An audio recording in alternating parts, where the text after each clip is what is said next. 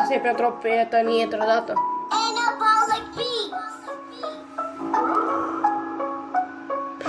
Hei, ascultă aici.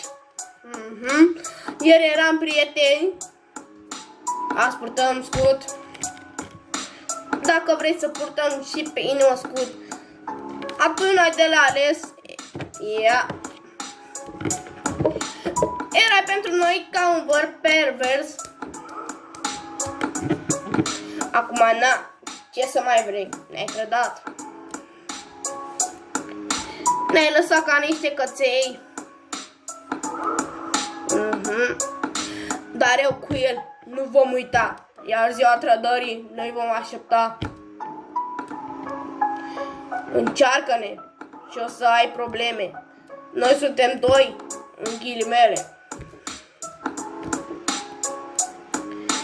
Eu știu ce prieteni mai ai, răi buni, chiar și spațiali. Yeah. Ascultă aici bine, noi nu vom uita, iar ziua trădării noi o vom accepta.